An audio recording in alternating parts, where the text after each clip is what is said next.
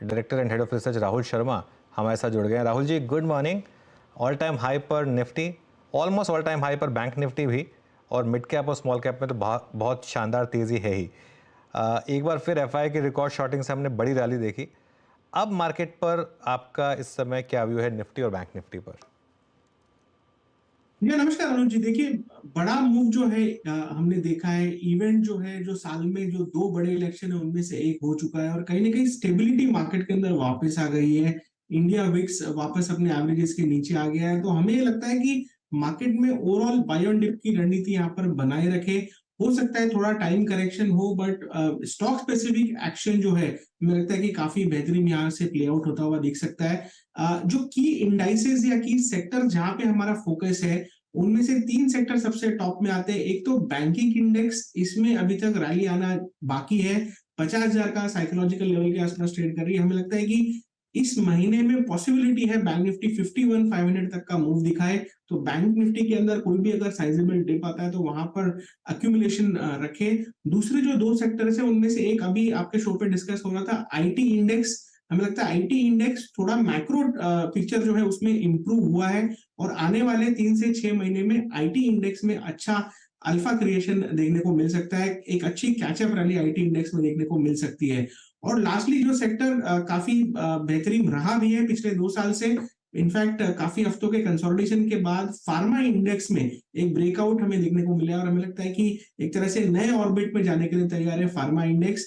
तो ये तीन सेक्टर्स है जहां पर हमें लगता है कि फोकस करके चलना चाहिए। और साथ ही में जो मोमेंटम प्लेस जहां पर मेटल्स हो गए, जो पीएसयूज हो गए, वहां पर वापस मोमेंटम लौटता हुआ दिख रहा है। तो ऑल इन ऑल पूरे मार्केट में कोई ऐसे वीक स्पॉट्स नहीं है, लेकिन रिस्क रिवॉर्ड देखकर ले, सपोर्ट लेवल्स के पास में ले, और हमें लगता है कि ये bull market is very much on. PSU banks पर क्या व्यू है इस समय, और खास तौर से एसबीआई, यहाँ पर अब क्या करें? जी हाँ, देखिए पीएसयू बैंक्स में एक शार्प करेक्शन जरूर देखने मिला था इलेक्शन रिजल्ट के आसपास, लेकिन जो रिकवरी यहाँ पर स्लो ग्रेजुअल यहाँ पर देखने को मिली है, इसे देखकर लग रहा है कि जो पुरानी ट्रेजेक्ट्री है, जो जो इसका मेजर ट्रेंड है वो अभी भी बुलिश ही है। और यहाँ पर रिस्क रिवॉर्ड काफी फेवरेबल लग रहा है। पीएसयू बैंक इंडेक्स काफी पोजिशनली काफी स्ट्रॉन्ग लग रही है चार्ट्स के ऊपर। और एसबीआई में हमें लगता है कि जो हमारा ईयर एंड का टारगेट है 1,000 रुपए तक का, आई थिंक ये बिल्कुल वहां पर बना हुआ है। तो आई थिंक इस करेक्शन में इसे लेना चाहिए। ऐड कीजिए एसबीआई के अंदर, और आने वाले 6 से 8 महीने में हमें लगता है कि यहाँ पर 4 डिजिट तक के लेवल्स हमें एसबीआई में देखने को मिल सकते हैं। ओके राहुल जी नमस्कार, वीरेंद्र बोल रहा हूँ। और यहाँ पर मतलब सडनली मैं कुछ मिड कैप्स की तरफ जाऊँगा या फिर वो सेक्टर्स जहाँ पे मिड कैप्स में प्रेजेंस ज़्यादा है। गोल्ड फाइनेंस कंपनियों में मुथूट और मन्नापुरम में बहुत स्ट्रॉन्ग मूव रहा। आप लोगों ने इसको रीड किया, कोई तवज्जो दी, और इन पे आपका व्यू इस वक्त? जी हम देखिए एनबीएफसी में काफी अच्छा ट्रैक्शन देखने को मिला है पिछले 1.5-2 सेशन में, और एक breakout in fact gold finance companies में है। मुथूट फाइनेंस का इंडिविजुअल सेटअप काफी, इनफैक्ट सारे स्टॉक्स अच्छे लग रहे हैं इस स्पेस में, लेकिन मुथूट फाइनेंस की अगर मैं बात करूं तो काफी मजबूत रहा है ये स्टॉक। और अभी भी यहाँ पर कोई तरीके का स्लो डाउन या एग्जॉशन देखने को नहीं मिल रहा है ट्रेंड के अंदर।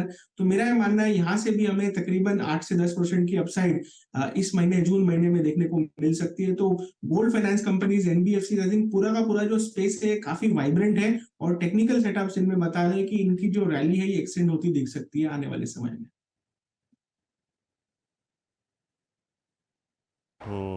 अच्छा, अभी आपने राहुल जी जो फार्मा का ब्रेकआउट का जिक्र किया, I mean Nifty pharma, director साहब स्क्रीन पे रखिएगा प्लीज़ एक बार। निफ्टी फार्मा, तो फार्मा में आप इस पॉकेट्स में क्या क्या चेज कर रहे हैं? और अगर मैं इसमें दो स्टॉक्स और इंक्लूड कर दूं, ये आपका मेट्रोपोलिस और डॉक्टर लाल पैथलैब, इनमें से क्या पिक करके चलना है इस सीरीज के लिए, जून के लिए, रेस्ट ऑफ द डेज के लिए? ये देखिए फार्मा स्पेस में जो लार्ज कैप में जो सबसे अच्छा पिक लग रहा है, अपोलो हॉस्पिटल्स का सेटअप हमें सबसे प्रॉमिसिंग लग रहा है। इनफैक्ट इस स्टॉक के अंदर एक बड़ा ब्रेकआउट, यानी फरवरी महीने से ये स्टॉक एक तरह से अंडर परफॉर्म कर रहा था, और अब ये रिवर्सल जो है ये कंफर्म हुआ है अच्छे वॉल्यूम्स के साथ। तो पिछले जो 4-5 सेशन में ट्रैक्शन यहाँ पे देखने को मिला है 50 दिन के मूविंग एवरेज के ऊपर।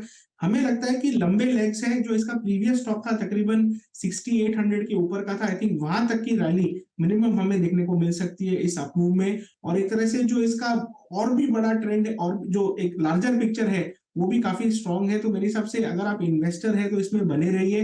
6800 तक के टारगेट्स मुझे लगता है कि मीडियम टर्म में, और अगर आपका 6 महीने प्लस का व्यू है तो मैं सरप्राइज नहीं होऊंगा कि ये स्टॉक 7500 तक भी चला जाए। तो थोड़ा मैक्रो पिक्चर में हमें लार्ज कैप में अपोलो हॉस्पिटल सबसे टॉप पिक लग रहा है। फार्मा स्पेस में जो दूसरे स्टॉक्स है जहां पर हमें लगता है कि रैली कैचअप आ सकती है, औरोबिंदो फार्मा का सेटअप हमें यहाँ पर काफी अच्छा लगता है। स्टॉक एक तरह से काफी शांत बैठा हुआ है काफी दिनों से, और एक तरह से जो की एवरेजेस है पूरे करेक्शन में इसने ब्रीच नहीं की। 50 दिन का मूविंग एवरेज इसने ब्रीच नहीं किया। अभी सबड्यूड जरूर है तो इसे अक्यूमुलेट जोन में रखिए, मोमेंटम ट्रेड नहीं है। लेकिन जैसे ही मुझे लगता है कि ये 1280 1300 का जोन निकालेगा तो इसमें भी एक तरह से बुल्स का टेरिटरी आती हुई दिखेगी, और मोमेंटम जो है बुल्स के फेवर में रहेगा। बुल्स के फेवर में रहेगा।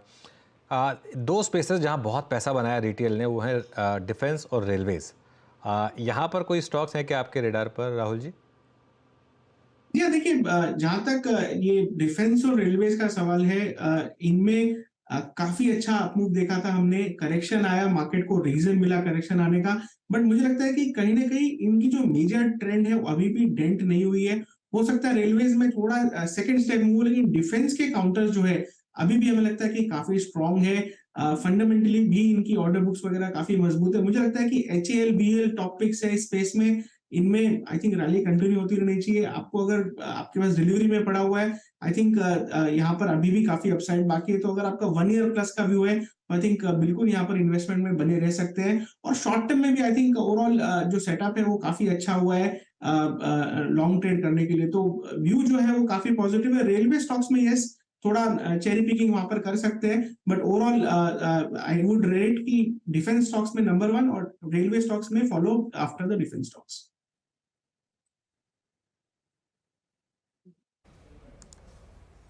अच्छा, डिफेंस की बात हुई यहाँ पे। अब राहुल जी, अब आप 13 तारीख आज हो ही गई ऑलमोस्ट, और उसके बाद अगर आप लगभग 1 महीने की ड्यूरेशन के अंदर आपका बजट भी आ जाएगा। कैपिटल गुड्स में जो प्लेसमेंट है उसमें ये कह रहे हैं कि कमेंट्स में हल्का सा पोस्ट अर्निंग्स, और आई थिंक वो कॉल एक डिप आया था, लेकिन वो बाजार ने बहुत खरीद लिया हाथों हाथ। ABB पिछले 3 महीने का सबसे स्मार्ट प्राइस परफॉर्मर। सिमेंस पे LNT में एक डिफरेंशियल क्रिएट हो गया था। LNT पोस्ट अर्निंग्स डिप लिया था, लेकिन वो भी बाजार ने हाथों हाथ खरीदा। आप लोग इस वक्त कैपिटल गुड्स में कैसे प्लेस्ड हैं? किसको वरीयता दे रहे हैं, किसको प्राथमिकता दे रहे हैं? पिकिंग ऑर्डर क्या है आपका? अच्छा देखिए, जहां तक कैपिटल गुड्स में है जो हाई मोमेंटम प्लेज है उनमें से सीमेंस ABB ये स्टॉक्स जो है सबसे ऊपर में आते हैं। LNT लार्ज कैप होने की वजह से और एक तरह से अंडर परफॉर्मेंस थोड़ा सा यहाँ पर देखने को जरूर मिला है, तो उसे थोड़ी हम रैंकिंग में, अगर आपको थोड़ा डिफेंसिव प्ले करना है तो LNT is a better bet. But I think overall अभी तक कोई एग्जॉशन देखने को नहीं मिला है हमें चार्ट्स के ऊपर। और इनफैक्ट ABB में हमें लग रहा है कि फिलहाल में भी शॉर्ट टर्म में भी सेटअप जो है काफी प्रॉमिसिंग है। तो आई थिंक कैपिटल गुड्स की जो रैली है वो यहाँ पर कंटिन्यू होती हुई दिख सकती है। ये छोटे मोटे करेक्शन आते रहेंगे, लेकिन जो ओवरऑल टेक्सचर जो है वो बाय ऑन डिप का है। और हमने देखा भी जो 10 दिन पहले जो करेक्शन आया इन स्टॉक्स के अंदर, ऑलमोस्ट 90% जो मूव जो करेक्शन था वो यहाँ पर कैचअप हो चुका है, और एक तरह से स्टॉक्स तैयार है नए हाई लगाने के लिए। आई थिंक ABB, सीमेंस और LNT इस ऑर्डर में हम कैपिटल गुड स्पेस में स्टॉक्स की पिकिंग करके चल सकते हैं।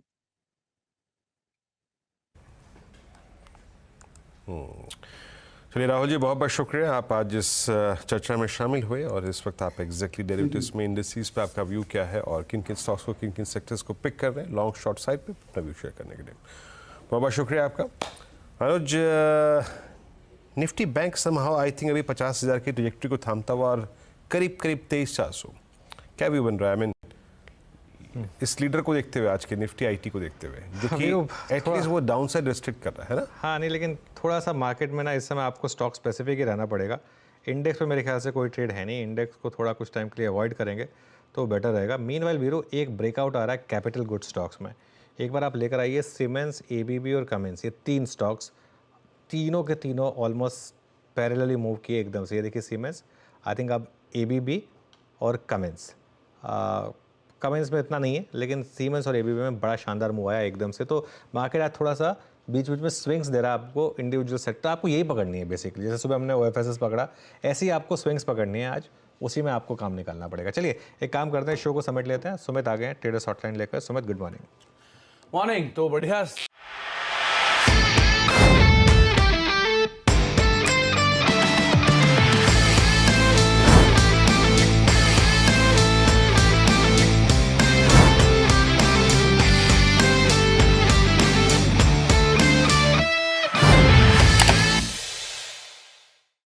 बता दें कि मनी कंट्रोल पर दिए गए विचार एक्सपर्ट्स के अपने निजी विचार होते हैं। वेबसाइट या मैनेजमेंट इसके लिए उत्तरदायी नहीं है। यूजर्स को मनी कंट्रोल की सलाह है कि कोई भी निवेश निर्णय लेने से पहले सर्टिफाइड एक्सपर्ट की सलाह लें।